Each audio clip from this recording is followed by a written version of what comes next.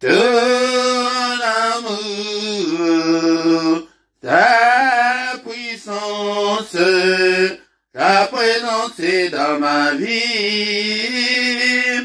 Ton amour, ta puissance, ta présence est dans ma vie. Je vais t'adorer de tout mon cœur.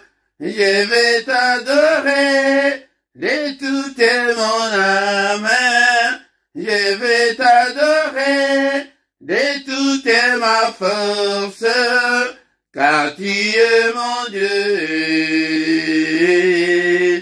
Tu es mon Dieu, tu es mon Dieu, tu es mon Dieu, tu es mon Dieu, tu es mon Dieu. Ton amour, ta puissance, ta présence est dans ma vie.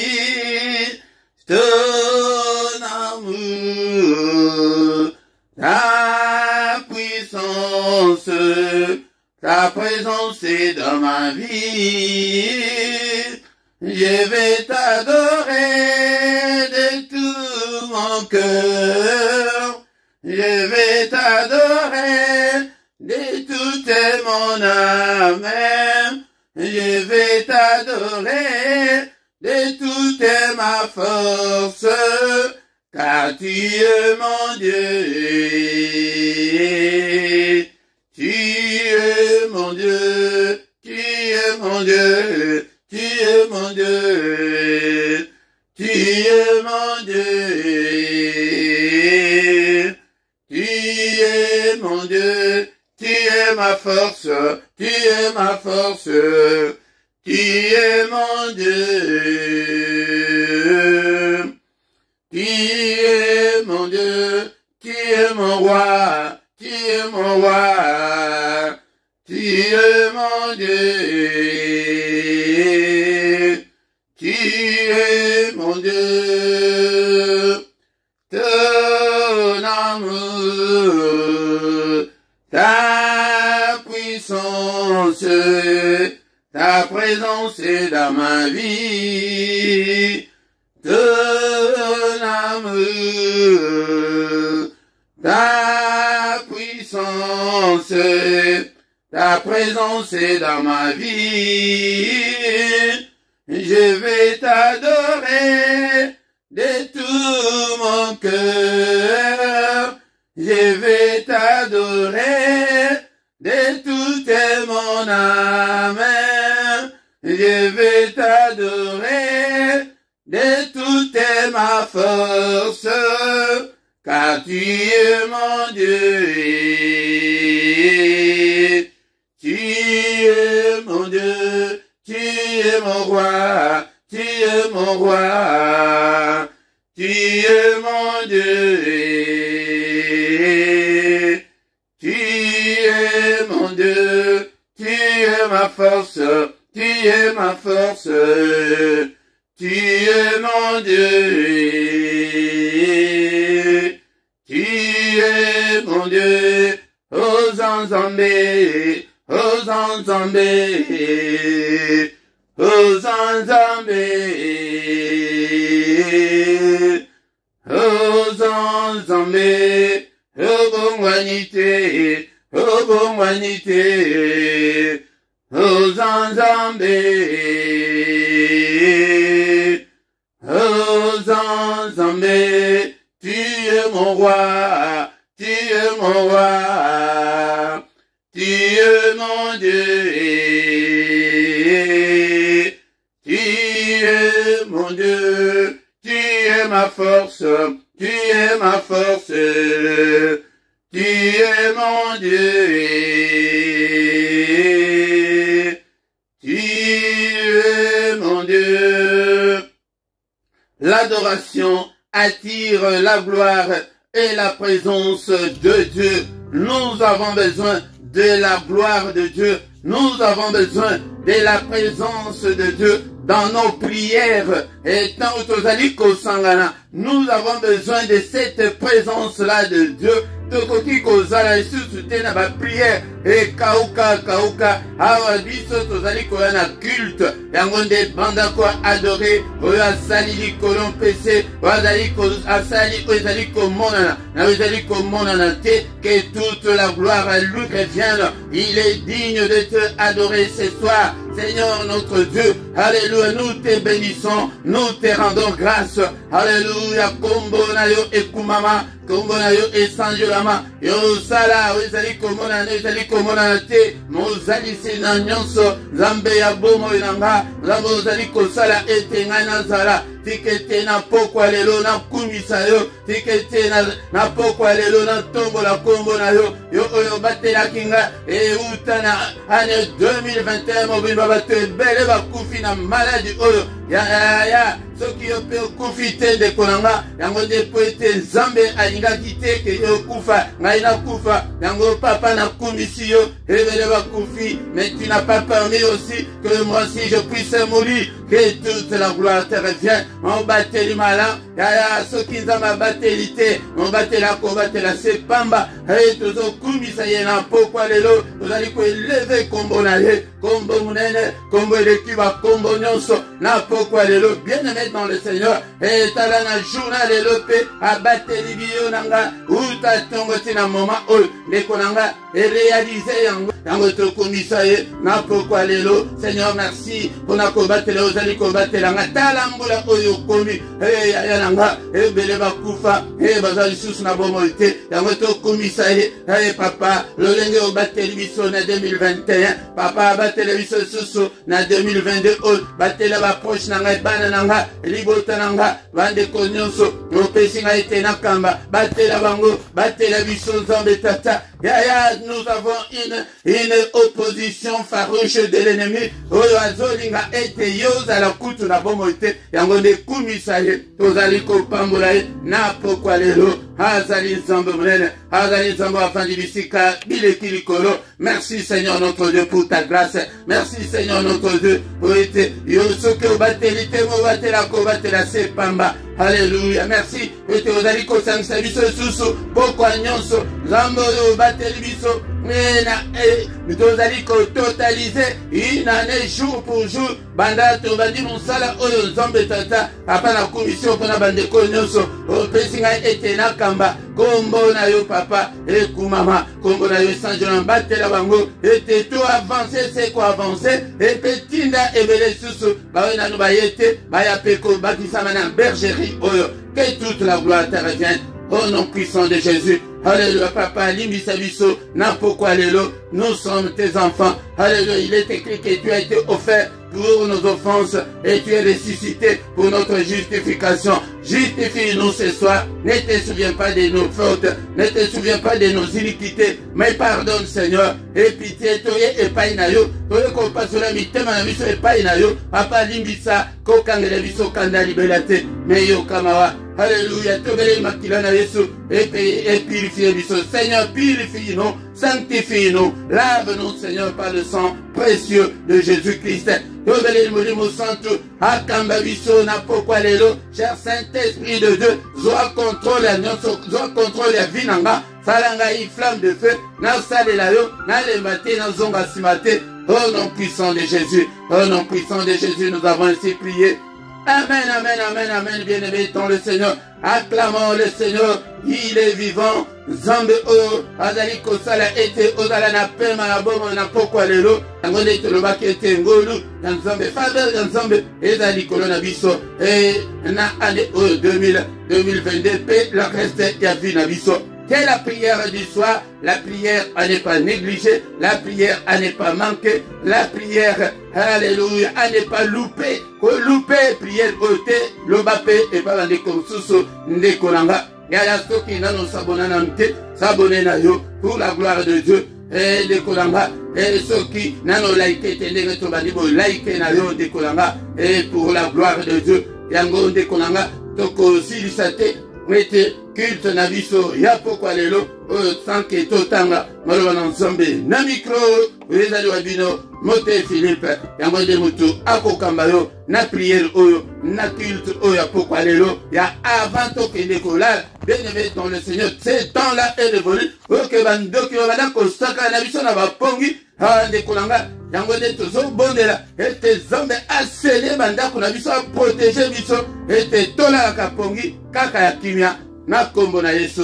Bien-aimé dans le Seigneur, yango tikete kimia Nzambe eza na biso yango nde bien-aimé dans le Seigneur tolobi ete tokokosilisa teke sanke totanga nano maloba na Nzambe.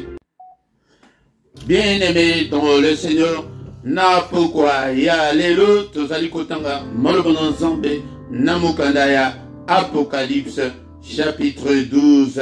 Bien-aimé dans le Seigneur, est-ce que vous avez la Bible na yo?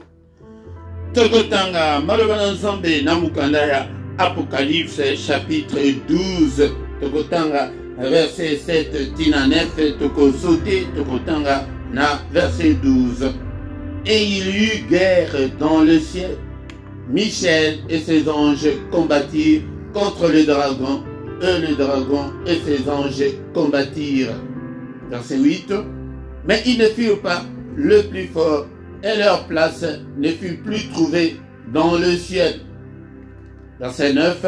Et il fut précipité le grand dragon, le serpent ancien, appelé le diable et Satan, c'est lui qui séduisit toute la terre. Il fut précipité sur la terre et ses anges furent précipités avec lui. Verset 12. C'est pourquoi réjouissez-vous, cieux, et vous qui habitez dans les cieux.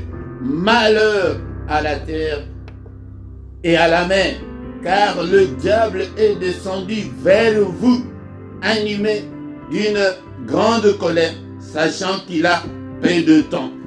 Bien-aimé dans le Seigneur, na pourquoi oyalelo, est-ce que vous avez la Bible na yo? Nazali ko exhorter yo tango nyonso ete ozala na Bible na yo ya papier osala ba étude biblique otanga ete okola, car la foi vient de ce qu'on entend vient de la parole de Christ. Foi et utaka na prière te na kotikala toujours koyebisa yo que foi et utaka na prière te, mais foi et utaka na parole de Dieu pour nanine la foi. Hébreux 11 verset 6. Or sans la foi il est impossible de lui être agréable, car il faut que celui qui s'approche de Dieu croit que Dieu existe et qu'il est le rémunérateur de ceux qui le cherchent. Ndekonanga sans la foi okoki kozala agréable non zambete ndekonanga yangonde tango tondimeli nzambe il faut nous devons lui être agréable yangonde okozeloko soki ke ozali agréable na miso nzambe te okozwa eloko te oite esengeli mutu nyonso azali kopusa na nzambe adala mutu ya doute te adala incrédule aza mutu moko oyo ke akoyeba kozwa eloko te epai na nzambe me ngai nakoki kokamba ba incrédule te naza na posa ya bato oyo baza na foi. Me foi wana ezali kouta na oyo tozali koyoka ezali maloba ya Kristo. Yango maloba ya Kristo ya pokwa lelo ezali koloba na biso na mukanda oyo tozali kotanga ya Apocalypse 12 verset tobandaki na verset 7 et le bique bitumba il y a eu la guerre au ciel. Bien-aimé, Biblia ezoloba te ke koswana ezali koloba te ke kowelana koyinana, non, il y a eu la guerre au ciel. Ndabisika o tata nzambe azali kovanda nabisika bileki likolo nabisika bileki boule nabisika bileki nkembo. Bien-aimé dans le Seigneur, nous devons faire beaucoup d'attention. Yangode kokansate ke peut-être tozali kosambela diable akokobundisa biso te, loin de là. Bien-aimé dans le Seigneur, na pourquoi lelo na epete na ebisa mutu moko ete tala esika ya nkembo esika rebosanto evandi esika oyo armée ya papa evandi ke mutu wana alukaki bitumba babundaki yali guerre ndeko na nga mais tata akoki kobunda na ye te. Michel, notre commandant en chef, babundisaki ye. Michel et ses anges combattirent contre le dragon. Le dragon, c'est le diable, c'est Satan. Yende mutu abimisa bitumba kuna nalikolo bitumba na ezalaki nini kwete azwaki ebonga na ye alobi ke azwa kiti na ye akende kovandisa yango likolo kutu koleka étoile ya nzambe yango orgueil wana Seigneur akokaki ko supporter yango te yango de Michel notre commandant chef yende mutu atinde la biso sécurité onyonso tozali na yango sur le plan spirituel yende mutu accordona kango nyonso. Bien-aimé dans le Seigneur, et le dragon et ses anges combattirent. Lelo ba oyo bozali koyoka bozali komona tozo benga bango ba démon bazaki ba ange ta la Bible ndenge ezali ko benga bango ke ye dragon na ba ange na ye ba bundaki bitumba eyaki makasi mais sengo pona biso car ils ne furent pas le plus fort.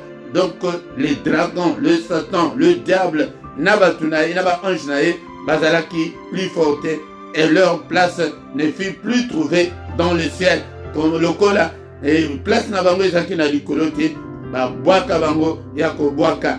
Verset 9, et il fut précipité le grand dragon, Yoka Kombonaï, les grands dragons, le serpent ancien, appelé le diable et Satan. C'est lui qui séduisit toute la terre. Oyo azali ko séduire mokili mobimba lelo. Yewana ba benganaye na likolo. Il fut précipité sur la terre. Ba boakaye na lombango na mabele. Bien-aimé dans le Seigneur et ses anges aussi furent précipités avec lui. Ndekolanga Nzambe alimbisa ba ange wana te, alimbisa satana te, mais alimbisa pe ba ange te. Ndekolanga metala yo mutu ndenge Nzambe azali toujours simana yo yango de fois na yo ekouta na maloba oyo zali koyoka yoka ka maloba na Nzambe tango nyonso maloba na Nzambe etelemisa yo ekolisa yo afin que Nzambe a confié yo de grandes choses. Bien-aimé dans le Seigneur. Okay, verset 12, c'est pourquoi réjouissez-vous, cieux et vous qui habitez dans le ciel. Likolo ba sepeli ba ange mange a gangue alobi ke sikoto sepela ponani. Mais malheur à la terre et à la mer, car le diable est descendu vers vous, animé d'une grande colère. Bien-aimé dans le Seigneur, sachant qu'il a peu de temps. Des places autoroki kolobela mingi na pourquoi lelo les ali que le diable est descendu vers nous en nakanda makasi ya azali ko vivre na mokilo et koloba tango o biso tozali ko vanda na mokili tozali ko vanda na temps ya guerre. La guerre est là na lingi na la mutu moko makanisi ete ndekolanga tozali ko vanda na mutu o asali ki bitumba kuna na likolo akobanga yo atamukete akobanga sainteté na yo wana te akobanga kosambela na yo te akobanga bana na yo te akobanga finance na yo te akoluka ete abundisa bitumbana wasalaki na likolo yango te aye kosala sikoyo epai na biso mawa mingi pona bavandi na mokili mawa mingi pona mer akende kosala quartier général na ye na se ya mai. Bien-aimé dans le Seigneur yango nde bomonaka makambo mingi oyo esalamaka na bamai wana ete asala quartier général na ye kuna. Mais il est descendu vers nous animé d'une très grande colère. Mais biso tozali distrait, biso tozali comment kanda na ye wana azali koya ete mutu moko te ayimba Nzambe, mutu moko te adorer Nzambe, mutu moko te azala na vie meilleure. Yango nde azali kobundisa biso tango nyonso, azali koya koyiba biso oyo toza nango, azali koya kodétruire vie na biso, azali koya koboma. Dekonanga na poko alelo nazali kobelela na mutu moko ete soit vigilant tellement la prière était toza na temps ya guerre na temps oyo ke monde ya ténèbres et na Satan bazali kobundisa biso tango nyonso. Bien-aimé mais parce que le Seigneur est venu nous racheter, il est venu nous armer. Aïe, mission aïe la qui alingaki atika biso teke tozanga makasi ke bandoki ba mole la biso. Non, jusqu'à quand l'ennemi sera-t-il plus fort que nous? Yangonde ayaki mission aïe la qui na mutu nyonso yambiye na mutu nyonso andimi na kombo na e akomi mwana na Nzambe alatisi biso makasi pour ete to bundisa munguna bunda et que c'est découragé te makasi zanayo. Et Luc chapitre 10 verset 19, Seigneur, et la Bible nous dit qu'il nous a déjà donné et le pouvoir là, et à que tout les médailles, tout résister, et dès qu'on a baissé ma bouche on a yoté, qu'on a le problème na yo en face c'était, mais t'as l'ensemble et zala mutia kondima, yango sans la foi et dès qu'on a au conseil sans mais t'es fort ana, yango de sur le plan spirituel, yango de bouclier yamnen, oye protéger kabiso, mais ozalaka et ozole la wana yango de ozolongola bouclier na yo et que no ba flèche nyonso et ya bambasu et ya ezwayo mais ceux qui ozali kaka mutu otelema yango de bomoni ke to sali groupe ezali groupe ya ba combattant ya ba guerrier ya ba to OK non to koki ko reculer te to koki ko se décourager te. Il faut toujours avancer, il faut toujours s'accrocher au Seigneur et total là il faut se focaliser sur Jésus-Christ, bien-aimé dans le Seigneur. Mokoki kota la problème na yote, mais tokoki pete kondimate ba situation wana oh diable a imposé biso. Nous avons le pouvoir to aye Seigneur à laisser biso makasi pour être to bunda et boya situation ma pe wana ozali na yango wana boya seliba wana ozana yango wana bengana yango démon wana ozali sima ya seliba bengana yango salaka autodélivrance tango nyonso et te balien wana ekangi bombo na yo et le boko na Nzambe est brisé yango yo moko pe ozana pouvoir ya ko briser yango butumbo jusqu'à ce que obal jusqu'à ce que omona problème na yo est changé pour l'année mutuana a quitté la biso na kanda makasi azana colère azana méchant contre yo de kolanga yango de tellement na prière de tellement parole contre parole. Alléluia. Kondimate ke banana mwana na azana malade wana boya yango tango zali komona anomalie moko boye tango zali komona négativité moko boye kati na yo telemela yango ozana pouvoir wana kaka ba pasteur tende konanga yo moko pe ozana yango yango de tozali kosisa na mukadaya Marc chapitre 16 Marc 16 17 et 18. Voici les miracles qui accompagneront ceux qui auront cru en mon nom. Ils chasseront les démons, ils parleront de nouvelles langues, ils saisiront des serpents, s'ils boivent quelque breuvage mortel, ils ne leur feront point de mal, ils imposeront le vœu aux malades et le malade seront guéris. Dès qu'on a yango tala sikondenge Seigneur ayeko armé biso tala miracle oya ko accompagner ba oyo bako ndima. Est-ce que ozana kondima de konanga ndima Yesu Kristo avanda kati na yo ozwa pouvoir wana spirituel yake Satan a gagné yote bandoki balonga yote et toko bengana mbilu mabe il faut bengana démon wana selba wana démon wana malade wana démon oyo zomona kati na bombo na yo yango de makambo oyo toko yeba kosala ndekolanga oko simba serpent ezali diable ye moko ete diable akoki ko gagner yote et ceux qui ont mêlé le kwa mabe et kosala yo mabe te ndekolanga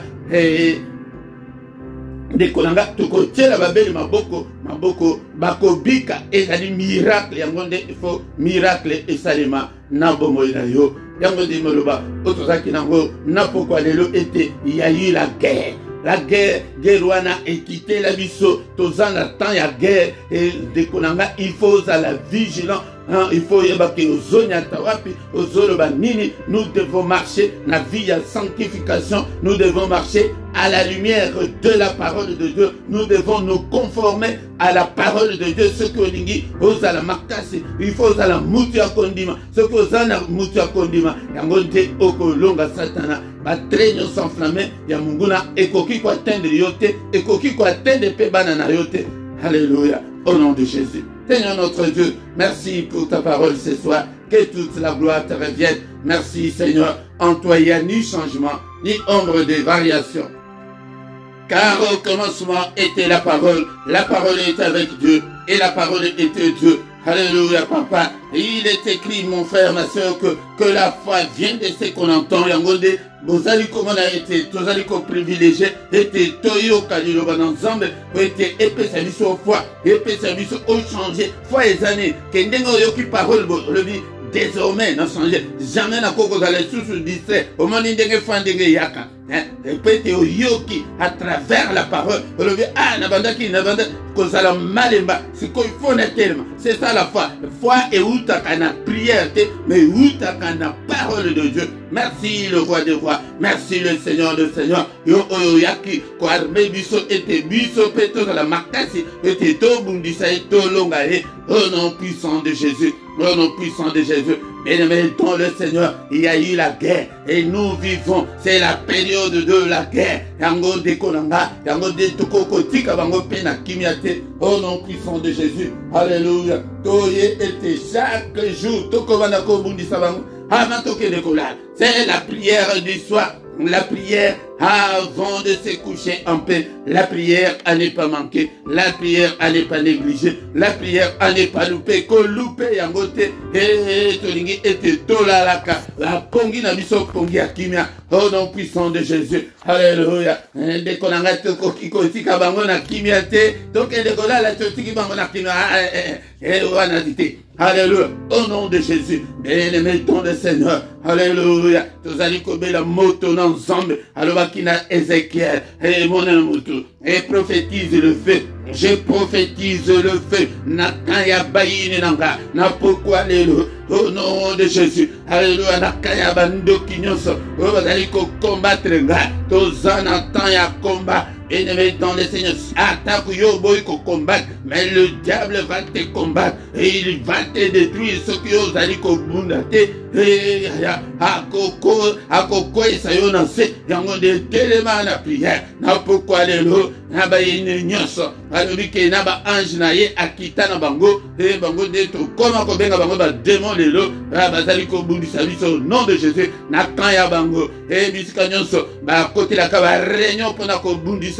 Je prophétise le feu dans tous les domaines de ma vie et consumer ma œuvre non diable. N'est-il pas écrit que le Fils de Dieu apparut afin de détruire les œuvres du diable et à détruire ma œuvre du diable à travers Yon de Kolanga et n'importe quoi de l'eau. Nakanyoso ya ba inyoso bazali ko bundisa ngai na ndako oyo na balabala oyo na quartier oyo na immeuble oyo na libota oyo na botama oyo nyonso azali ko bundisa ngai oyo nyonso abundisa ngai et alors qui Ézéchiel déclare, prophétise le feu. Je prophétise le feu ce soir. Alléluia, zombe tata. Oyo nyonso akanga libala na yo. Alléluia. Et moto na nzambe bisika nyonso libala na yo ekangami moto na nzambe pela. Alléluia. Napelisi moto au nom de Jésus. Bisika nyonso misolo na yo ekangami bisika nyonso bakangeli e santé na yo e basala babiloko na bango na monde ya ténèbres basala ba cérémonie yango zomona ete komi kobela tongo pokwa yaya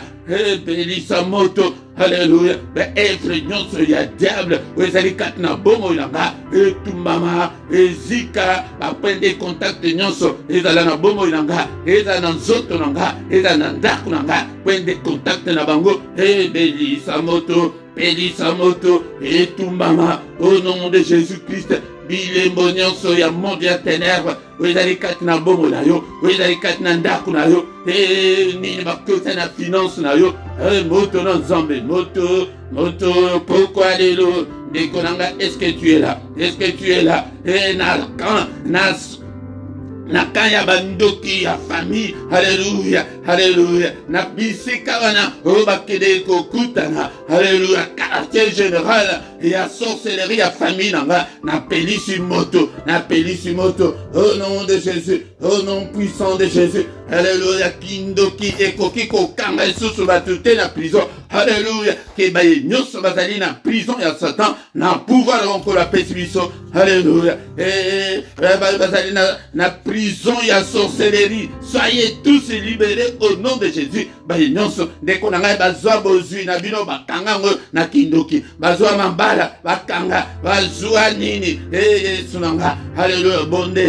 Bondela na pokwa lelo nyonso oyo kindoki ya famille ekanga ebo libéré yango na pokwa lelo na pesi bino mitundo au nom suprême de Jésus. Bo libéré au nom de Jésus. Alléluia. Tozali kobela moto et briser lien nyonso ya kufa et lien nyonso ya maladie ezali kolanda bino ba lien nyonso ya sorcellerie to briser yango to tumbi yango na pokwa lelo au nom puissant de Jésus. Alléluia. Alléluia. Tolingi tokende kolala. Mais ba mingi tango ba kolala boy. Ba cauchemar epai. Ba de konanga. Ba femme de nuit epai. Ba mari de nuit. Au nom de Jésus, to telemeli. Ba ndoto nyonso ya mabe na pokwa lelo. Au nom de Jésus. Alléluia. Ndoto nyonso ya mabe to rejeter yango. Et bi makati na vinanga. Au nom de Jésus, to déclarer pongi ya kimia. Na kombo na Yesu Masia. Pongi ya bana. Pongi nanga.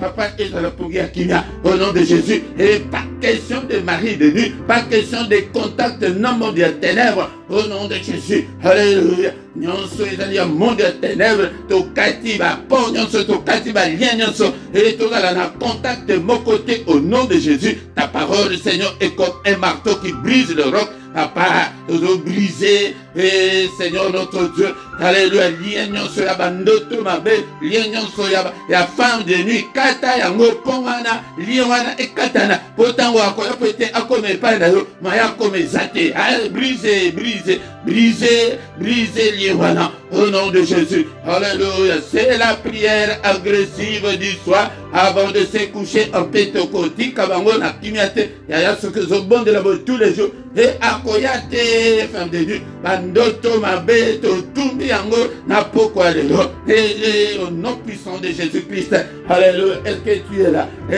es là, et phénomène aux femmes et maris de nuit, il faut ici là, au nom de Jésus, et phénomène où il y a un cauchemar, il y a un sauté na pongi ici là, au nom de Jésus, mais ceux qui ont agressé bangote, ceux qui ont boudissé bangote, et bakoya kaka, bako opéré, et facilement, alléluia, au nom de Jésus, un mauvais rêve, et nous sous ces alliés phénomènes, il y a boutou, les alliés insomnie, au comment la moutou a képété, alala, et pongi salité, au nom de Jésus, to bouki lien wana, et to briser lien wana, et to pays simoto, et tout, ma valien, nyonso wana, insomnie, alléluia. Au nom de Jésus, l'insomnie ici là, alléluia. On a les kotumbalia, on y a ce maladie à boutou, alléluia. Au nom de Jésus, alléluia. Toko ici maladie à boutou, na kombo na Yesu Masia, et ne konanga ce qui yomoko yebi lien nine, ouais tungi sakala na boutou, yomoko bondela. Au nom de Jésus. Au nom de Jésus,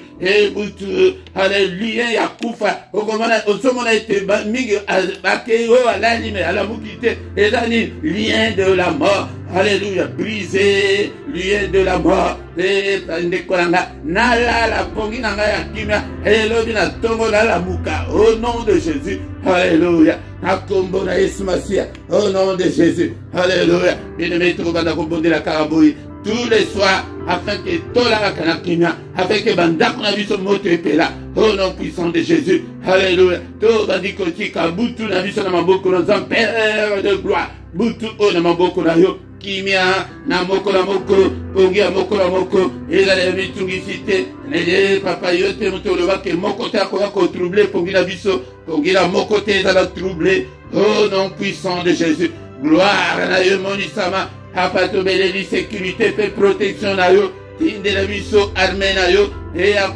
sécuriser biso na butu alléluia pas de contact dans le monde des ténèbres alléluia sombe tata protéger biso protéger bana biso makila tozombele la makila la Yesu et couvrir biso mais couvrir banda kula biso balonga ki place wana totangi na apocalypse wana tokoya koye kolango et puissance ezali kati na makila balongaki pona tina makila belelaka makila na Yesu tongo poko butumo nyonso ete elonge ezali na kati ya makila Yesu ezali couverture ya moko na moko au nom de Jésus. Et tango yo kofinika makila ya Yesu femme de nuit akoko simba yote Marie de nuit akoko simba yote au nom puissant de Jésus. Alléluia. Oh kombo na Yesu. Et tous en rapport bana mingi bazali attaquer na butu yango tozali ko telemela batake nyonso ya butu contre bana au nom de Jésus repousser yango na kombo na Yesu ezala biso ba mikolo batake nyonso ya butu to rejeter yango to repousser yango au nom de Jésus Christ. Alléluia. Papa bungisa biso na ba radar na bango tamba koya pete baluka biso ba adresse na biso ba mona yango te e bisika tozali ba mona te. Cher Saint-Esprit bomba biso sala bango la biloko sala kabango baya babaluka boye mwana wana to invité odoko sake akenda France meto luka France nyonso to mona ete zokande ozalaka na France. Alléluia. Et comme Saint-Esprit sala kabango baba cher Saint-Esprit yango de collaborer na Saint-Esprit focalise-toi sur Dieu tozana temps ya guerre. Alléluia. Nzambe tata. Alléluia. Il ne va pas mourir bazana ba anti nango ba anti missile nango